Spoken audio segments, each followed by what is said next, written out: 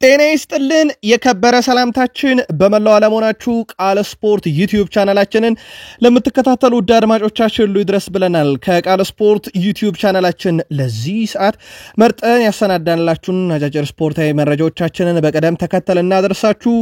ላይክ፣ ሰብስክራይብ፣ ሼር እያደረጋችሁን እስከ ፕሮግራማችን ፍጻሜ ቆዩ። ክለቦቻችሁ ጨዋታ የነበራቸው እንዴት አገኛችሁት? ጨዋታዎቹን እኛ የተወሰኑ ጨዋታዎችን በየስቴዲየሞቹን ቃኛችኋለን። በዝውውር መረጃ የምናደርሳችሁ በርከት ያሉ ሰበር የዝውውር መረጃ በዕለታዊ ቡድን ዜናችን ተይዟል።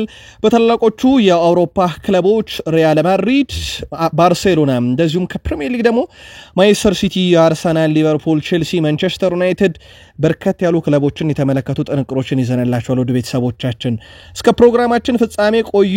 ላይክ፣ ሰብስክራይብ፣ ሼር ማድረግ በድጋሚ እንዳይረሳ። ውድ ቤተሰቦቻችን አጠራጠር ያሉ ስፖርታዊ ጥንቅሮቻችንን የምንጀምረው በእንግሊዝ ፕሪሚየር ሊግ የጨዋታ ጥቆማ ነው። በተወዳጁ የእንግሊዝ ፕሪሚየር ሊግ 32ኛ ሳምንት መርሃ ግብሮች ቀጥለው ሲካሄዱ በተለይም ለተሁድ የሚደረጉ ጨዋታዎችን 90 ሚኒትስ የጨዋታ ግምት አስቀምጧል። ቼልሲ ኤፕሲችን 2-0 ያሸንፋል።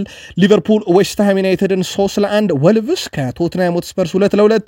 ተጠባቂው የእሁድ ጨዋታ ሴንት ጄምስ ፓርክ ስቴዲየም ኒካስል ዩናይትድ ማንቸስተር ዩናይትድን 2-0 ያሸንፋል የሚል ቅድመ ግምት አስቀምጧል። በነገራችን ላይ የኒካስል ዩናይትዱ አሰልጣኝ ሆስፒታል ናቸው። ውድ ቤተሰቦቻችን በዩናይትድ የመረጃ ክፍለ ጊዜ እናነሳዋለን። የመንደይ ናይት ፉትቦል በርንማውዝ በሜዳውና በደጋፊ ፊት ቪታሊቲ ላይ በፉላም 2-1 ይሸነፋል ብሏል። እነኚህ የ90 ሚኒትስ የዕለተ እሁድ የጨዋታ ውጤቶች ናቸው። ምናልባት የእናንተን መልከታ ልታጋሩን ትችላላችሁ። ፕሪሚየር ሊጉን በስፋት እንመለስበታለን። የተወሰኑ አጫጭር ስፖርታዊ መረጃዎችን አስቀድመን እናጋራችሁና ሪያል ማድሪድ በቀጣይ ውድድር ዓመት ክለቡን ማጠናከር የግድ የሚል አንድ ፍንጭ አለ። ለአብነት ያክል የሉካ ሞድሪች ኮንትራት በአመቱ መጨረሻ ይጠናቀቃል። የሉካስ ቫስኬስ ኮንትራት በአመቱ መጨረሻ ይጠናቀቃል። የዴቪድ አላባ ነገር ኖሮም እንዳልኖረ ነው በጉዳት ምክንያት፣ ግን ቢጫወት ራሱ ኮንትራቱ የሚጠናቀቁ 2026 ላይ ነው። ሪያል ማድሪድ የግድ እነኚህን ተጫዋቾች ለመተካት በቀጣይ ውድድር ዓመት ወደ ገበያው እንደሚወጣ ይጠበቃል። በእርግጥ ሉካ ሞድሪች ከክለቡ ጋር ተጨማሪ አንድ ዓመት የመቆየት ፍላጎት እንዳለው ይታወቃል። የሪያል ማድሪድ ዋና አሰልጣኝ ካርሎ አንቸሎቲ ቡድናቸው የአርሰናልን ጨዋታ ውጤት ለመቀልበስ እንደሚጥር ገልጸዋል። ያለ ጥርጥር ውጤቱን ለመቀልበስ እንጥራለን ያሉት አንቸሎቲ ብዙ ጊዜ ማድረገነዋል፣ አሁንም እስከ መጨረሻው ደቂቃ እንሞክራለን ብለዋል። ካርሎ አንቸሎቲ አክለው ሪያል ማድሪድ ይህንን ማድረግ የሚችልም የምድራችን ብቸኛው ክለብ ሲሉ ገልጸውታል። አሰልጣኝ ካርሎ አንቸሎቲ አያይዘውም በአርሰናል ጨዋታ ዳኒ ሴባዮስ ዝግጁ ነው ብለዋል። ለቡድናቸው በጣም ቁልፉ ተጫዋች መመለሱን ሰሞኑንም እኛም ስንነግራችሁ ነበርና ምናልባትም እንግዲህ በውጤት ላይ ተጽዕኖ የሚፈጠር ከሆነ ሪያል ማድሪድ ከጉዳት የሚያገኛቸው ተጫዋቾችም ወሳኝነት ይኖራቸዋል ተብሎ ይጠበቃል። ጣሊያናዊ የሪያል ማድሪድ ዋና አሰልጣኝ ካርሎ አንቸሎቲ በቅጣት ምክንያት አንድ ጨዋታ እንደተቀጡ ይታወቃል። ይህንም ተከትሎም ከዲፖርቲቮ አላቬዝ ጋር የሚያደርጉት የሊግ መርሃ ግብር ላይ እንደማይመሩ ይታወቃል። ቡድኑን በጨዋታው የካርሎ አንቸሎቲ ልጅና ምክትል አሰልጣኝ ዴቪድ አንቸሎቲ ሎስ ብላንኮችን እየመራ ጨዋታውን ያደርጋል። እሁድ 11 ሰዓት ከ15 ደቂቃ ሲል የሚጀምረው ጨዋታ ነው። ስለዚህ የሜዳው ጠርዝ ላይ ቆሞ የምትመለከቱት ሰው የካርሎ አንቸሎቲ ልጃቸው የሪያል ማድሪድ ምክትል አሰልጣኝ ነው ማለት ነው። ውድ ቤተሰቦቻችን ፓሪሰን ጀርሜኖች እጅግ በጣም አስደናቂውን ተጫዋቻቸውን ብራንዴል ባርኮላን ኮንትራት ለማራዘም ከበርካታ ወራት በፊት ድርድር እያደረጉ ነበረ ተብሏል። እስካሁኑ ሰዓት ድረስ ግን ተጫዋቹ በኮንትራቱ ጉዳይ ላይ እንግዲህ እንዳልተስማማ ነው እየተነገረ የሚገኘው። እንደ ምክንያት የተወሰደው ደግሞ እስከ ዓመቱ መጨረሻ ድረስ ያለውን ሁኔታ መመልከት ይፈልጋል ተብሏል። ምናልባትም እንደ ሪያል ማድሪድ፣ ባርሴሎና ያሉ ትልቅ የዓለማችን ክለቦች አሊያም በፕሪሚየር ሊግ ትልቅ ክለቦች ጥያቄ የሚያቀርቡበት ከሆነ ሊያጤን ይችላል ብለዋል የፈረንሳዩ ተነባቢ ጋዜጣ ሌኪፕ። ፓሪሰን ጀርሜኖች ግን ተጫዋቹን ላለማጣት ካሁኑ ድርድሩን አጠናክረው ቀጥሏል ተብሏል።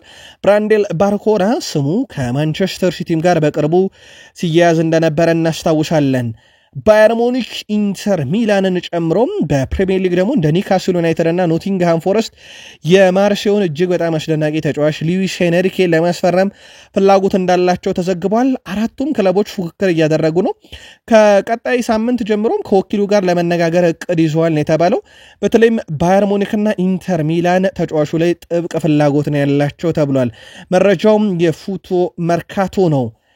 ማንቸስተር ዩናይትድ በግብ ጠባቂ እንደተማረረ ይታወቃል። በተለይም በዴቪድ ኦናና ወቅታዊ ብቃት ኳስን በእግሩ መጫወት አይችልም ተብሎ የተሰናበተው ዴቪድ ዴሃ በፊዮረንቲና ቤት ሰሞኑን ኮንትራት እንዳደሰ ነግረናቸዋል። 32 ጨዋታን አድርጓል። በዚህ ዓመት 35 ግብ አስተናግዷል። 10 ጨዋታ ላይ መረቡን አላስደፈረም። 75% ኳስ የማዳን ንጻር ያለው፣ ምንም ጎል በራሱ ስህተት አልተቆጠረበትም። 2 ፍጹም ቅጣት ምቶችን አድኗል። ያውም በአንድ ጨዋታ ያደረጋቸው ነበሩ እነኚህምና ዴቪድ ዴሃ በፊዮረንቲና ቤት በጣም አስደናቂ ጉዞ ላይ ይገኛል። ከዚህ ጋር በተያያዘ ግን በማንቸስተር ዩናይትድ የመረጃ ክፍለ ጊዜ ከኦናና ጋር በተያያዘ አንድ አስገራሚ መረጃ እናደርሳቸዋለን። በጀርመን ቡንደስሊጋ ባየር ሌቨርኩሰን ያልተጠበቀ ውጤት ጥሏል። ባየር ሌቨርኩሰን ከዩኒየን በርሊን ጋር የነበረውን ጨዋታ ያለምንም ግብ 0-0 በሆናቸው ውጤት ነው ያጠናቀቀው። ባየር ሌቨርኩሰን ከሊጉ መሪ ባየር ሙኒክ ጋር ያላቸውንም የነጥብ ልዩነት ማጥበብ ሳይችሉ ቀርተዋል።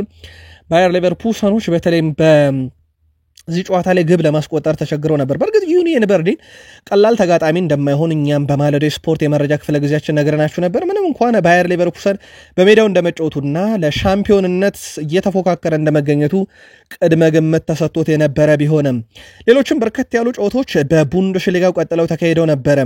ኦግስቡርግ 2-1 በሆነ ውጤት ቦቻምን አሸንፎታል። በጨዋታው ላይ ከኦግስቡርግ በኩል አንድ ተጫዋች በቀይ ካርድ አጥተው ነበረ። ከሜዳ ውጭ የተጫወተው ፍራይቡርግ ቦሩሲያ ሞንቹግላድባን 2-1 በሆነ ውጤት አሸንፏል። ሆፈንሄም ከሜንዝ ጋር ያደረጉትን ጨዋታ ሆፈንሄም 2-0 አሸንፏል። በሜንዝም በኩል ተጫዋች በቀይ ካርድ ወጥቶ ነበር። ከሜዳ ውጭ የተጫወተው ሴንት ፓውሊ ሆልስቲን ኪልን 2-1 በሆነ ውጤት እንደዚሁ ድል ያደረገበት ነበረ። ከጨዋታዎች ውስጥ ተጠቃሾቹ ናቸው። ውድ ቤተሰቦቻችን ቃል ስፖርት የዩቲዩብ ቻናላችን ላይ ትገኛላችሁ። አጫጭር ስፖርታዊ መረጃዎችን ለእናንተ ውድ አድማጮቻችን መርጠን እያስደመጥናችሁ እንገኛለን። ከተወዳጁ የእንግሊዝ ፕሪሚየር ሊግ ብቻ ወዳገኘናቸው ዕለታዊ አጫጭር ስፖርታዊ መረጃዎቻችን ደግሞ እንሻገር። በድጋሚ መልካም ቆይታ ተመኘን። ተሰናባሹን እንግሊዛዊ ዳኛ አንስተን የፕሪሚየር ሊግ መረጃዎቻችንን እንጀምር። በእንግሊዝ ፕሪሚየር ሊግ ጨዋታ ረዳት ዳኝነት ለበርካታ ዓመታት ያገለገሉት ዳረን ካን በይፋ ራሳቸውን ከዳኝነት ማግለላቸውን ዛሬ አስታውቀዋል። 25 ዓመታትን በዳኝነት ስራ ያሳለፉት ረዳት ዳኛው ማንቸስተር ሲቲ ከክሪስታል ፓላስን ባሸነፈበት ጨዋታ ለመጨረሻ ጊዜ ሜዳ ላይ ተመለከትናቸው። 579 የፕሪሚየር ሊግ ጨዋታን የመሩት ዳረን በሊጉ ታሪክ በርካታ ጨዋታ የመሩ ረዳት ዳኛን በመሆን በታሪክ ተመዝግበዋል። የ56 ዓመቱ ረዳት ዳኛ ዳረን በዳኝነት ስራቸው አጠቃላይ ከ1000 ጨዋታን በላይ መምራት ችለው ነበረ። የሊጉን ዳኝነት ጨምሮ በአጠቃላይ ከዳኝነት ስራ በዛሬው ዕለት በይፋ መገለላቸውን ሰማን። ፕሪሚየር ሊጉን መረጃ ከሻምፒዮንሺፕ እንጀምር። በተለይም ሻምፒዮንሺፑ ላይ አሁን አንደኛና ሁለተኛ ሆኖ ወደ ፕሪሚየር ሊግ ለመውጣት በሊድስና በበርንሌ መካከል ያለው ፉክክር እንደቀጠለ ነው።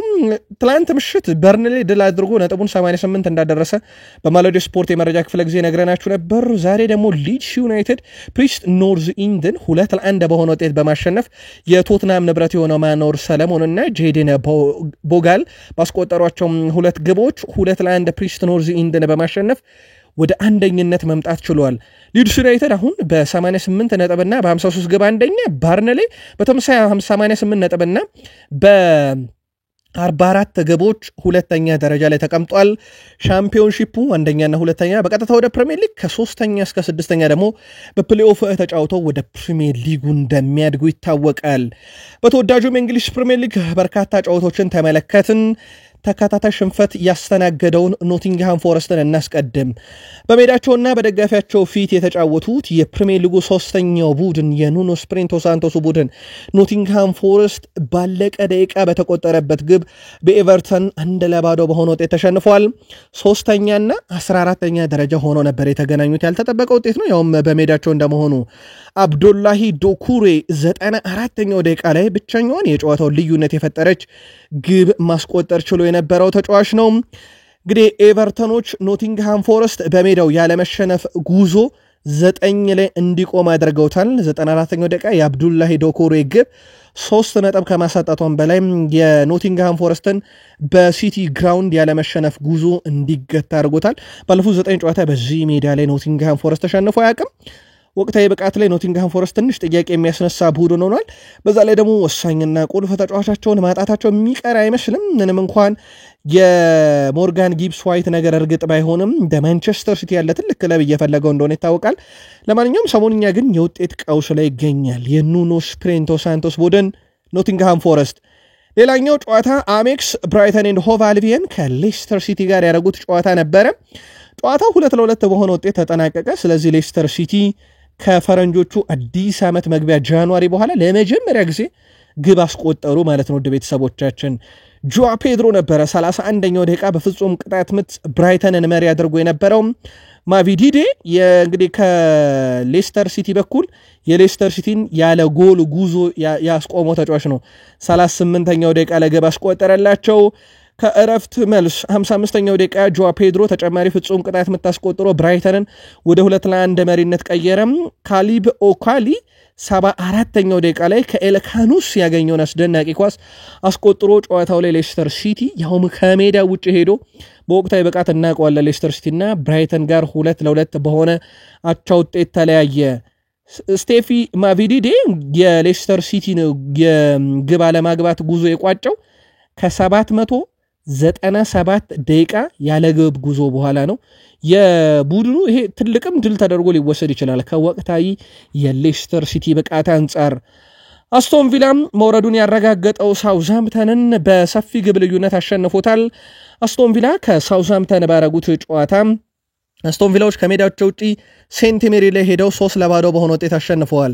የአስቶን ቪላን 3 የማሸነፊያ ግቦች ኦሌ ዋትኪንስ 73ኛው ደቂቃ፣ ማለን 79ኛው ደቂቃ ላይ፣ ማጊን 94ኛው ደቂቃ ላይ ሶስቱን የአሸናፊነት ግብ ማስቆጠር ችለዋል። ኦሌ ዋትኪንስ 20 የግብ አስተዋጽኦ በዚህ ውድድር ዓመትም ማበረከት ቻለ። ይህንን ሲያደርግ ለመጀመሪያ ጊዜ አይደለም ውድ ቤተሰቦቻችን። ላለፉት 3 ተከታታይ ዓመታት ኦሌ ዋትኪንስ ለአስቶን ቪላ 20 የግብ አስተዋጽኦችን ማበረከት ችሏልና እጅግ በጣም አስደናቂ የሚባል የውድድር ዓመትን ባለፉት 3 ዓመታት ያውም በወጥነት እያሳለፈ ይገኛል። በእርግጥ ይህንን ተጫዋች ባለፈው ክረምት ላይ አርሰናሎች ሊወስዱት ከጫፍ ደርሰው ነበር።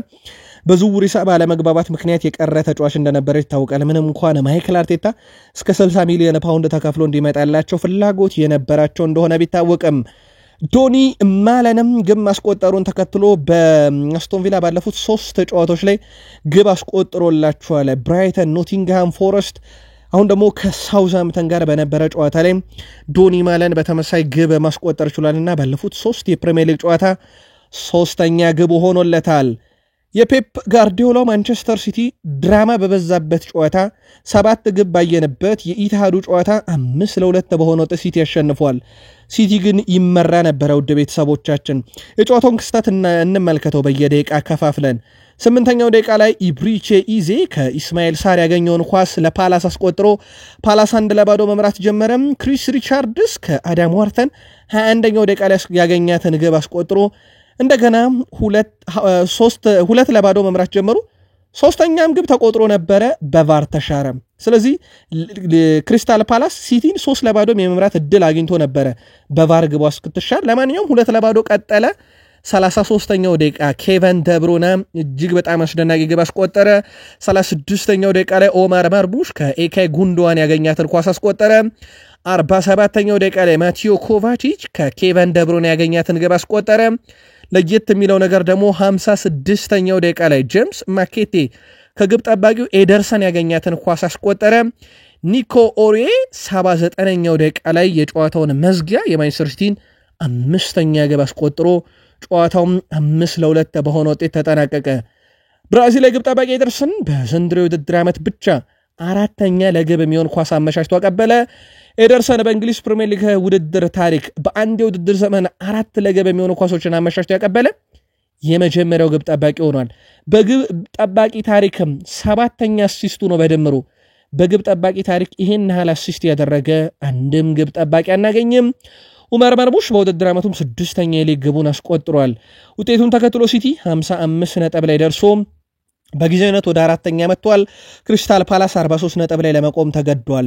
ቀጣይ ሳምንት ቅዳሜ ኤቨርተን ከማንቸስተር ሲቲ፣ ኒውካስል ዩናይትድ ከክሪስታል ፓላስ ጨዋታቸውን እንደዚሁ ያደርጋሉ። በተለይም የኒውካስል ዩናይትድ እና የፓላስ ጨዋታ የፊታችን ረቡዕ የሚደረግ ተስተካካይ መርሃ ግብር ነው።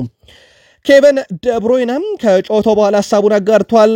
የጨዋታው ኮከብ ተብሎ የተመረጠው ኬቨን ደብሮይና በማንቸስተር ሲቲ ያለው ቀሪ ጊዜ መደሰት እንደሚፈልግ ገልጿል። በሲቲ የቀረኝ ጊዜ በእያንዳንዱ ቅጽበት መደሰት እፈልጋለሁ። አሁን ላይ ያለ ጉዳት ስሜት እየተጫወትኩ ነው ሲል ኬቨን ደብሮይና ከጨዋታው በኋላ ሐሳቡን አጋርቷል። አክሎም ከማንቸስተር ሲቲ ጋር ከተለያየው በኋላ ስላለው ነገር ባልወስንም ጫሜን ግን በፍጹም አልሰቅልም ብለዋል። ኬቨን ደብሮይና ይዞም የማንቸስተር ሲቲ ቆይታውን በዋንጫ ቢያጠናቅቅ ደስተኛ እንደሚሆን ሲገልጽ ብቸኛ ድሉም ኤፍኤ ካፕ እንደሆነ ይታወቃል። በእንግሊዝ ፕሪሚየር ሊግ ታሪክ በአንድ ጨዋታ ግብም እንዲሁም ለግብ የሚሆን ኳስ ማመቻቸት በማቀበል አምስተኛውም ተጫዋች ሆኗል። ኬቨን ደብሮይና 28ኛ ጨዋታው ነው ግብም ሲያስቆጥር አሲስትም ሲያደርግ በአንድ ጨዋታ።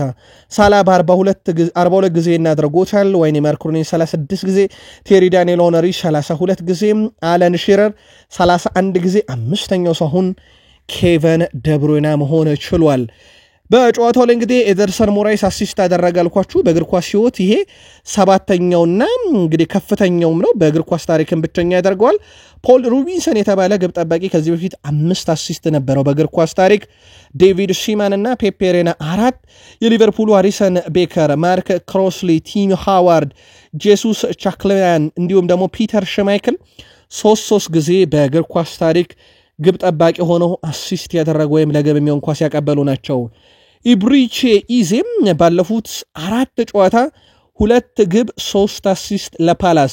በሚቀጥለው የውድድር ዓመት የትልቅ ክለቦችን አይን መሳቡን ተከትሎም በዝውውር መስኮቱ አጀንዳ ይሆናል ተብሎ ይጠበቃል። አስደናቂ የውድድር ዓመትን ግን ከፓላስ ጋር በግሉም እያሳለፈ ይገኛል። ኡማር ማርሙሽ በፕሪሚየር ሊጉ እንግዲህ ለሲቲ እየተጫወተ 6ኛ ግቡ እንደሆነ ነገርናችሁ። በአጠቃላይ በዚህ ውድድር ዓመት ለአይንትራክ ፍራንክፈርትና ለማንቸስተር ሲቲ 40 ጨዋታዎችን አድርጎ 27ኛ ግቡ 15 አሲስት እጅግ በጣም አስደናቂ የሚባል ጊዜን እያሳለፈ ነው። ኦሬልም የመጀመሪያ የፕሪሚየር ሊግ ግቡን ለማንቸስተር ሲቲ ማስቆጠር የቻለበትም አጋጣሚ ነበረ።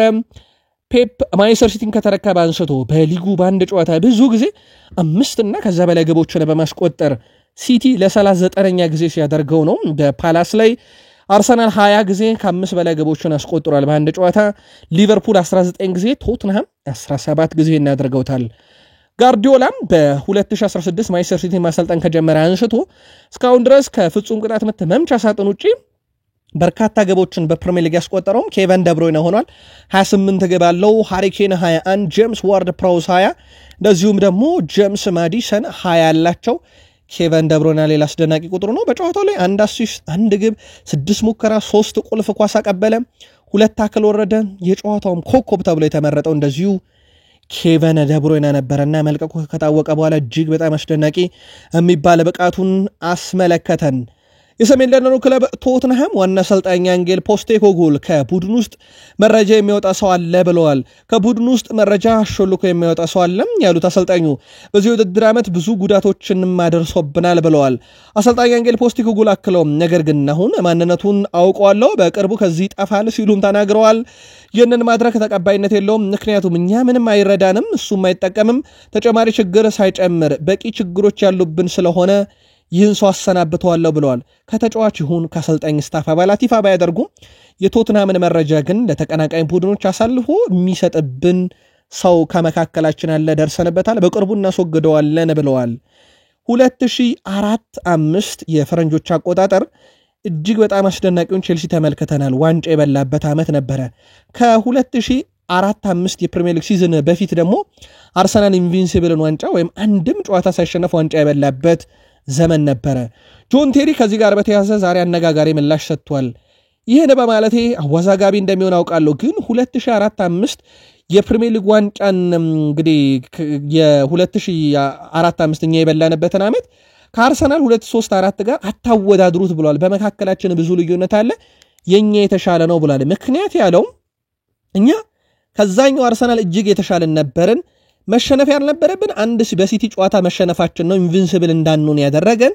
በወቅቱ በሲቲ ተሸነፋለ። በአንጻሩ ግን አርሰናል ባይሸነፍም 8 ጨዋታዎችን በወቅቱ አቻ ወጥቶ ነበር ይልና ሌላ ማነጻጸሪያ ያመጣል ሲያወዳድሩን በጣም እናደዳለን እኛ በርግጥ አንድ ጨዋታ ተሸንፈናል 8 ብቻ ነው አቻወጣ ነው ከአርሰናል በ4 እንሻላለን በዛ ላይ ደግሞ 15 ጎል እንደተቆጠሩብን አትርሱ በንጽጽር በጣም ዝቅተኛ ገብ የተቆጠረብን እኛ ነበርን የአርሰናል በወቅቱ ሳይሸነፍ ዋንጫውን መብላት እንጂ በቡድን ጥራት ደረጃ የኛ የቀጣዩ ዓመት እጅግ በጣም የተሻለ ነበር ብሎ አነጻጽሯል የወቅቱ የ2003-4 2004-5 የቼልሲ እና የአርሰናል ደጋፊዎች ወቅቱን እንዴት ታስታውሱታላችሁ በሐሳብ መስጫ ሳጥናችን ላይ እናንተ ናጋሩን እኛ የሞተጫዋች ጆን ቴሪን የግል መልከታ አጋራናችሁ ቼልሲ ባለፉት 8 ጨዋታ ካሳየው ብቃት አንፃር በተለይም በመከላከል ረገድ በደንብ ሊደነቅ ይገባል ካለፉት 8 ጨዋታ በ6 ጨዋታ ግብ አልተቆጠረበትም በሁለቱ ጨዋታ ራሱም የተቆጠሩበት ግብ መጠን 2 ብቻ ነው በመከላከል ረገድ በደንብ የተሻሻለ ይመስላል ተከላካዩ ኮልዊልም የሻምፒዮንስ ሊግ ተሳትፎና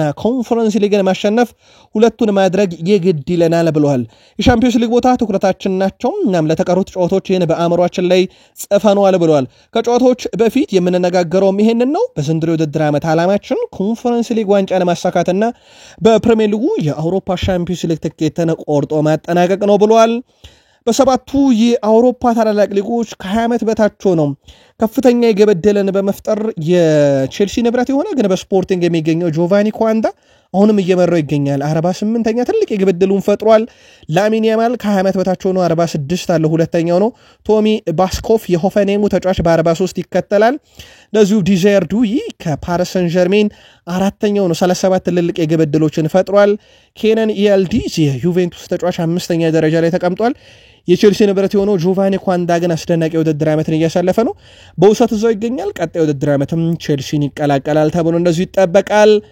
ኤንዞ ማሬስካም ስለ ተጋጣሚያቸው ኢፕስዊች ታውን አጥቂ ሊያም ዴላፕ ተጠይቀው ነበር ለኔ አሁን ምርጡ 9 ቁጥር ተጫዋች ኒኮላስ ጃክሰን ነው ብለዋል እሳቸው በርግጥ ከሳቸው ውጪ ስለሆነ አጥቂ እንደነጽጽር ከሳቸው ቡድን ውስጥ ካለ አጥቂ ጋር ያነጻጽራሉ ተብሎ ባይጠበቅም እሳቸው ግን ደጋግመው የሊያም ዴላፕ አድናቂ እንደሆኑ ተናግረው ነበር ለማንኛውም እሁድ 10 ሰዓት ላይ ከምናየው ጨዋታ አንፃር እሳቸው የሚያደንቁት አጥቂ ምን አይነት ተጽዕኖ ይፈጥርባቸዋል የሚለው ይጠበቃል እሳቸው ግን ዘላለም የሚያደንቁትን ሊያም ዴላፕን ሲጠይቁ የለም የኔ ምርጡ ኒኮላስ ጃክሰን ነው ብለዋል በዛሬው ዕለት ሲጠበቅ የነበረው የቼልሲ እና የሊቨርፑል የሴቶች የኤፍኤ ካፕ የሴሚ ፋይናል ጨዋታ ነበረ ጠለዋቸዋል ቼልሲዎች ያውም ያለ ሪስ ጄምስ ህት ተጫውተው ላውረን ጄምስ ነግረናችሁ ነበር በማለዳው መረጃችን እንደማትኖር 2-2 አሸንፈው ነው ያለፉት በጨዋታው ላይ ታዲያ 94ኛው ደቂቃ ነው ሊቨርፑሎች ላይ ተቆጠረባቸው ባለቀ ደቂቃ በተቆጠረባቸው ግብ ነው 2-1 በሆነ ውጤት ቼልሲዎች አሸንፈው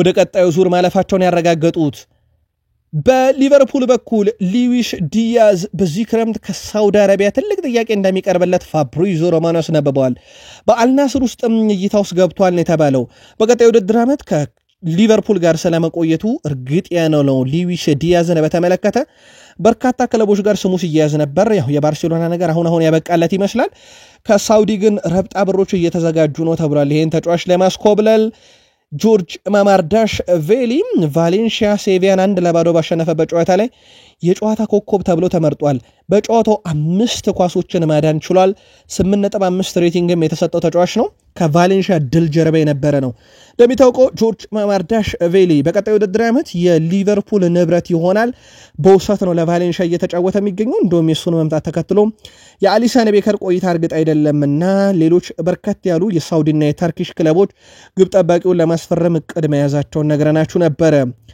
አርኔ ስሎት ባለፉት 7 እና 8 ዓመታት ውስጥ ያሳየነው ብቃት በ2 ዓመት ውስጥ እንደምንደግመው እምነት አለኝ ብለዋል በክሎፕ ዘመን የነበረው ቡድን በጣም አስደናቂ ነው በ7 እና 8 ዓመታት ውስጥ የነበረውን አስደናቂ ቡድን እኛ በሚቀጥሉት 2 ዓመታት ውስጥ መድገም እንፈልጋለን ብለዋል ይሄንን ያልኩበት ምክንያት በሚቀጥለው ዓመት ቡድኑ በጣም ጠንካራ ስለሚሆን ነው ብለዋል ሳላን አስፈርመዋል የቨርጂል ቫን ዳይክ ፊርማ ብቻ ነው የቀረው ኢብራሂም ኮናቴም ድርድር ላይ ናቸው እንደውም ከኢብራሂም ኮናቴ ጋር በተያያዘ መረጃ እንነግራችኋለን በአጠቃላይ የሚያመጧቸውን ተጫዋቾች ስላሉ በዚህ እምነት አለ ብለዋል ከኢብራሂም ኮናቴ ጋር በተያያዘ ሐሳቡን አጋርቷል ከደጋፊዎች ጋር ልዩ የሆነ ግንኙነት አለኝ በጣም ነው የምወደው የሊቨርፑል ደጋፊዎችን በጣም አከብራቸዋለሁ ብለዋል በተለይም በሚዘምሩልኝ ሰዓት ሜዳ ውስጥ በጣም ነው የምንነቃቀው ብለዋል እኔ እንደማስበው እያንዳንዱ ተጫዋች ከደጋፊዎቻችን ጋር እንደዚህ አይነት ግንኙነት አለው ለዚህም ነው ክለቡ ልዩ ሆነው ብለዋል ከሊቨርፑል ጋር የሚደረገው ኮንትራት ድርድር ጉዳይ እስከዚህ ሰዓት ድረስ እልባት ባያገኝም በሊቨርፑል ተጨማሪ ዓመታትን ኮንትራት ይፈርማል ተብለው ከሚጠበቁ ተጫዋቾች ውስጥ አንደኛው ነው። የኒውካስል ዩናይትድ ዋና አሰልጣኝ ኤዲ ሃው ከማንቸስተር ዩናይትድ ጨዋታ ውጪ መሆናቸው ይፋ ተደርጓል። አሰልጣኝ ኤዲ ሃው በጨዋታው የማይገኙት ደግሞ ባጋጠማቸው ህመም ምክንያት መሆኑ ተረጋግጧል። አሰልጣኝ ኤዲ ሃው ከሌሊት ጀምሮ እንግዲህ ህመም አጋጥሟቸው ሆስፒታል መግባታቸው ተረጋግጧል። አሰልጣኙ አሁን ላይ በሆስፒታል የህክምና ምርመራም እየተደረገላቸው እንደሆነ ክለቡ ይፋ አድርጓል። ስለዚህ በማንቸስተር ዩናይትድ ጨዋታ ጠርዝ ላይ ቆመው ኤዲ ሃው አይመሩትም ማለት ነው። ማንቸስተር ዩናይትዶች በቅርቡ የስፖርቲንጉን የመሃል ተከላካይ ጎንካሎ ኢናሲዮን ለማስፈረም ንግግር እንደሚጀምሩ ይፋ ተደርጓል። ሩበን አሞሪም ከኤኖስ ጋር በስፖርቲንግ ያለውን ይህንን በጣም አስደናቂ ተጫዋች ለማምጣት ፍላጎት እንዳላቸው አሳውቋል የተባለው ውይይቶችን ማድረጋቸው ተዘግቧል። እንግዲህ ኤኖስ ሰዎች ለሩበን አሞሪም ቀጣዩን ቡድን ይገነባሉ የሚል እምነት እንዳለ ይታወቃልና ማንቸስተር ዩናይትዶች ጎንካሎ ኢናሲዮን ማምጣት ይፈልጋሉ ተብሏል። ሌላኛው ከኮሞ ማምጣት የሚፈልጉትን ተጫዋች በተመለከተ ነው። ዩናይትዶች እንግዲህ ለዲያው 40 ሚሊዮን ዩሮ ለማቅረብ ዝግጁ ናቸው እየተባለ ይገኛል። የኮሞነ ተጫዋች የገላቸው ለማድረግ የኮሞ አሰልጣኝ ሴስክ ፋብሬጋስ ማንቸስተር ዩናይትዶች በኮሞ ኢሳን ዲያውን ላይ ያላቸውን ፍላጎት አውቃለሁ፣ ነገር ግን በፍጹም እሱ ወዴትም አይሄድም፣ ለማንቸስተር ዩናይትድ አሳልፈው አንሰጥም ብለዋል። ማንቸስተር ዩናይትዶች ግን ተጫዋቹን ለማምጣት የሚደረገውን ጥረት አሁንም ማጠናክረው ቀጥለዋል። የማንቸስተር ዩናይትድ ወጣቱ ተከላካይ ሌኒየሮም የመልሱ ጨዋታ በርካቶች ሊከብደን እንደሚችል እየጠቆሙ ነው ብሏል። እኛ ወደ ቀጣዩ ዙር ለማለፍ ተመራጭ ወይም የተለየ ክለብ ላንሆን እንችላለን፣ በእግር ኳስ ምን እንደሚፈጠር አይታወቅም፣ ነገር ግን በኦልድ ትራፎርድ ላይ 100% ያለንን እናደርጋለን፣ የዩናይትድ ደጋፊዎችን እናኮራለን ብሏል። በእግር ኳስ ግን ምን እንደሚፈጠር አይታወቅም ብሏል። በማንቸስተር ዩናይትድ በኩል ታዲያ ለዛ ጨዋታ ሲባል በርካታ ረፍት ይደረጋል ተብሎ ይጠበቃል፣ ረፍት ይሰጣል ተብሎ ይጠበቃል። በኒካስሉ ጨዋታ ምናልባትም ለበርካቶች ረፍት ለመስጠት ሲባል እንደ ሉክሾ ያሉ ተጫዋቾችም በጨዋታው ላይ ወደ አሰላለፍ ይመለሳሉ ተብሎ ይጠበቃል። ሉክሾ በማንቸስተር ዩናይትድ ከተጫወተ ከአንድ ዓመት በላይ እንዳለፈው ይታወቃል። የማንቸስተር ዩናይትድ ከ18 ዓመት በታች ቡድንም ኖቲንግሃም ፎረስትን 3-0 አሸንፈዋል። በቅርቡ ከማንቸስተር ዩናይትድ ጋር ኮንትራት የፈረመው አሚር ኢብራሂሞቪች፣ ጄምስ ኦቪየር እና ጄምስ ቤሊ ለዩናይትድ ግቦቹን አስቆጥረዋል። እጅግ በጣም አስደናቂ ታዳጊ ቡድን ከ18 ዓመት በታች ከ21 ዓመት በታች እና እንደዚሁም በወጣት ታዳጊዎች ውስጥ ያለ የማንቸስተር ዩናይትድ ስብስብ ከ14 ዓመቱን በጣም አስደናቂ የሚባል ነው። ለዋናው ቡድንም ሩበን አሞሪም በርካታ ታዳጊዎች ያሉን እያሉ ነው። በሰሞኑም እንቅስቃሴው እንደዛ ይመስላል። ለማንኛውም የኒውካስሉን ጨዋታ በይፋ የሚመሩት ዳኛ በሴንት ጄምስ ፓርክ ስቴዲየም የሚመሩት ዳኛ ማለት ነው የ39 ዓመቱ የማንቸስተር ከተማ ተወላጅ ክሪስ ካቫና እንደሆነ ይታወቃል። ክሪስ ካቫና በዚህ ውድድር ዓመት ዩናይትድን አንድ ጨዋታ ብቻ ነው የመሩት። በቶትናም 3-0 የተሸነፉበትን ጨዋታ 102 የቢጫ ካርዶችን 7 የቀይ ካርዶችን ሲመዙ እንዲሁም 3 የፍጹም ቅጣት ምት በዚህ ውድድር ዓመት የሰጡ አለቢተር ናቸው። የቀድሞ የማንቸስተር ዩናይትድ ታሪካዊ ግብ ጠባቂ ፒተር ሽማይክል አንድሬ ኦናና በግብ ጠባቂ ሲሰለፍ ደህንነት አይሰማኝም ብሏል። አንድሬ ኦናና ጎል ውስጥ ካለ በጭራሽ ደህንነት የሚባል ነገር የለም ብሏል ፒተር ሽማይክል። አክሎም አሰልጣኝ ሩበን አሞሪም መፍትሄ መፈለግ ያለበት ትልቁ የዩናይትድ ችግር ብሎታል። አንድ ተጫዋች ለይቼ መተቸት ቢያሳፍረኝም ነገር ግን እሱን ለማየት አያስደስትም፣ ስጋት ውስጥ ይጥላል። ሁልጊዜም ተቃራኒ ቡድን አጥቅቶ ሲመጣ እኔ እፈራለሁ፣ እጨነቃለሁ ብሏል። ይህ የፒተር ሽማይክል ስጋት ብቻ አይደለም፣ የበርካታ ዩናይትድ ደጋፊዎች ስጋት። አሁን ወደ ዩናይትድ የሚሄዱ የማጥቃት ቀጠና ላይ የሚሄዱ ኳሶች ስለመቆጠራቸውና ስላለመቆጠራቸው እርግጠኛ ሆኖ መተንበይ አይቻልም። ዳቪድ ዴሃ በነበረ ሰዓት ግን ዩናይትዶች እንደዚህ አይነት ስሜት ስለመሰማቱ የግል መልከታችሁን አጋሩን። በቀድሞ ተጫዋች ፒተር ሽማይክል በኩል ግን እኔ ደህንነት አይሰማኝም ብለዋል። በማንቸስተር ዩናይትድ ቤት ጥሩ ጊዜን እያሳለፈ አይደለም ተብሎ የሚተቸው ራስመስ ሆይሉንድን በተመለከተ ኤሪክሰን ተከላክሎለታል። በ20 ዓመቱ ያውን በትልቅ ክለብ እንደ ማንቸስተር ዩናይትድ ያለ ጫናዎቹን መላመድ እጅግ በጣም አስቸጋሪ ነው። ለሱ በጣም አስቸጋሪ ጊዜ እንደሚሆንበት ምንም ጥያቄ የለውም። ነገር ግን በጊዜ ሂደት ሁሉንም ነገር ይላመዳል። በዚህ ሂደት ውስጥም እንግዲህ ታዳጊ ስለሆነ ጫናዎችን ለመቋቋም ቢከብደውም በጊዜ ሂደት ግን ይሄን ነገር ይለምደዋል። አትጠራጠሩ፣ በማንቸስተር ዩናይትድ ቁልፉ 9 ቁጥር ተጫዋች በጊዜ ሂደት ይሆናል ብለዋል። የስፔን ብሔራዊ ቡድን አሰልጣኝ ዴላ ፎንቴ አርሰናሎች አለፈዋል ብዬ ያላሰበ፣ ምክንያቱም ሪያል ማድሪዶች በሜዳቸው ሲጫወቱ እንዴት እንደሆኑ አውቃለሁኝ ብሏል። ያው አርሰናል በኤምሬትስ ያለውን ጨዋታ 3-0 ካሸነፈ በኋላ አሁን ትልቁ ጉዳይ ሪያል ማድሪድ ውጤት ይቀለብሳል አይቀለብስም የሚሉ ክርክሮች እንደሆኑ ይታወቃል። ታዲያ በዚህ ጉዳይ ላይ በተያዘው ውድ ቤተሰቦቻችን በርካቶች ስፔናውያን ውጤት ይቀለበሳል እያሉ ነው። አንደኛው ማሳያ አሰልጣኝ ዴላ ፎንቴ ናቸው። ስፔን ብሔራዊ ቡድን አሰልጣኝ ይቀለበሳል እያሉ ነው እሳቸው። ይህ ነገር እንግዲህ የጨዋታ ቀኑ እየተደረሰ መጥቷል። ካሁኑ ፉከራው ሽለላው በሪያል ማድሪድ በኩል አለ።